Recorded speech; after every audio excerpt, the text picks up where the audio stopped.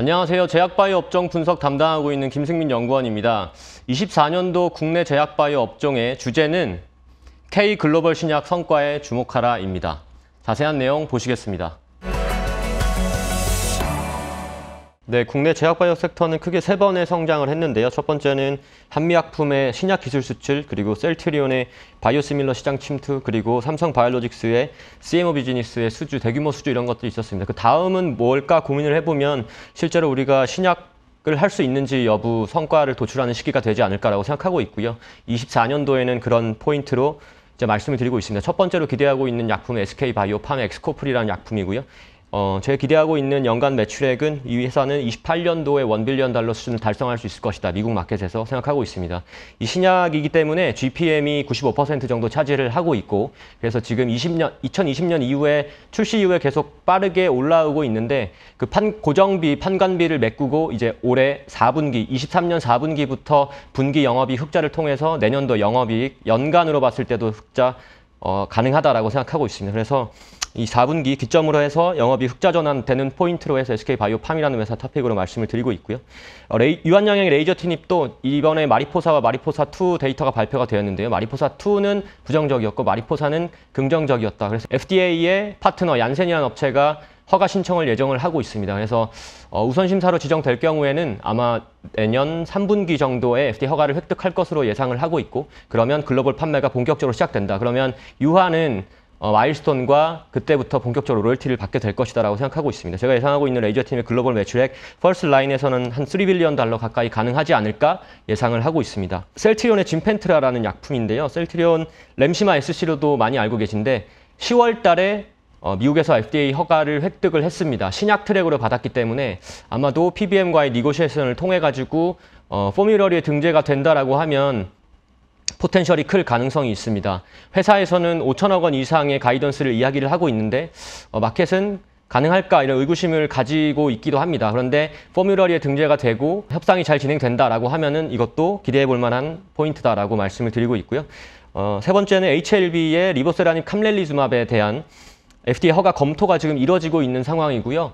내년 5월 달에 피두파 날짜, 그때까지 허가 결정입니다. 만약에 허가가 될 수도 있다. 사실 이 임상시험 데이터를 보면 OS를 여태까지 했었던 임상시험 데이터 중에 가장 높게 개선을 시킨 임상시험이긴 합니다. 여기 보시면 거의 7개월 가까이 개선을 시켰는데, 근데 사실 이게 아시아 인구 비율이 높고 그리고 부작용 비율이 높다 보니까 FDA가 이걸 인정을 해줄 것인가, 이거에 대한 논란이 조금 있기는 하지만 어쨌든 FDA에서 허가를 해준다라고 하면 이 약품도 간암 1차 치료제로서의 포텐셜이 충분히 있다라고 생각을 하고 있습니다. 바이오테크에 대해서 간단하게 말씀드릴 텐데요. 23년도, 19년도부터 봤을 때 23년도에 금액 기준이나 건수 기준으로 계속 이제 M&A 딜이 많이 줄어들었었는데요.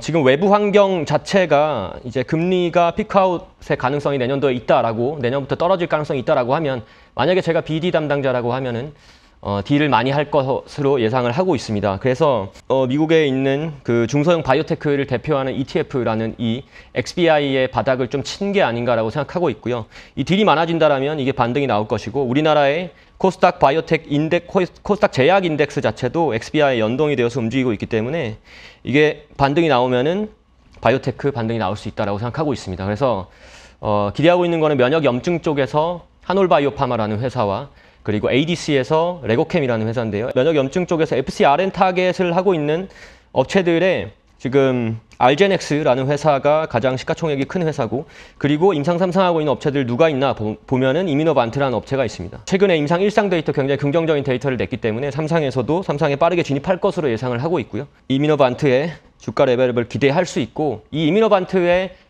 약품의 원 개발사가 한올바이오파마이기 때문에 한올바이오파마 주목해보자라고 말씀드리고 있습니다. 그리고 항암제에서 ADC들이 굉장히 많이 나타나고 있는데요. HER2에서 베스트 인 클래스 가능성을 보이고 있습니다. 이건 이미 라이센싱 아웃한 아이템이고, 라이센싱 아웃 가능성이 있는 아이템은 LCB84라는 트롭2 ADC입니다. 아마 첫 번째 지금 첫 환자 투약이 된 걸로 파악을 하고 있고요. 내년도에 첫 번째 임상시험 데이터를 공개하지 않을까 싶습니다. 그 정도 시기에 우리가 좋은 라이센싱 딜이나 이런 것들을 기대해 볼 수 있지 않을까라고 예상하고 있습니다. 알츠하이머 마켓이 굉장히 빨리 커진다라는 것을 많이 알고 계실 텐데요. 지금 레캠비라는 에자이의 약품이 허가를 받아서 굉장히 잘 판매를 할 것으로 예상을 하고 있고, 내년 1분기에 릴리의 도나네맙의 허가가 예정이 되어 있습니다.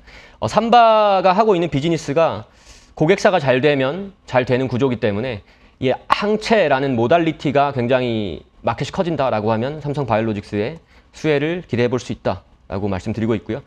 많이들 아시겠지만 비만, 릴리나 노보의 비만 약품이 굉장히 전 세계적으로 화두가 되고 있는데 우리나라 마켓 자체에서도 국내 비만 시장 규모가 크다라고 생각을 하고 있습니다. 지금은 삭센다라는 하루에 한 번 맞는 약품밖에 없지만 릴리의 위고비나 릴리의 젯바운드나 노보의 위고비가 빠르면 25년 정도는 출시할 수 있지 않을까라고 생각하고 있고요. 이러면은 국내 마켓도 커질 것을 예상하고 있고 얘네가 만들어 놓은 길에 한미약품이라는 회사가 27년도 출시 타겟으로 최근에 국내 3상을 진입을 했기 때문에 이 회사도 주목해서 보자라고 말씀드리고 있습니다. 네, 24년도에 기대하고 있는 포인트는 국내 의약품의 글로벌 성과 도출입니다. 그래서 탑픽으로 말씀드리고 있는 종목은 SK바이오팜, 유한양행, 한올바이오팜마 말씀드리고 있고요. 관심 종목 차선호주로 레오캠바이오, 삼성바이오로직스, 한미약품 말씀드리고 있습니다. 이것으로 24년도 전망 마치도록 하겠습니다.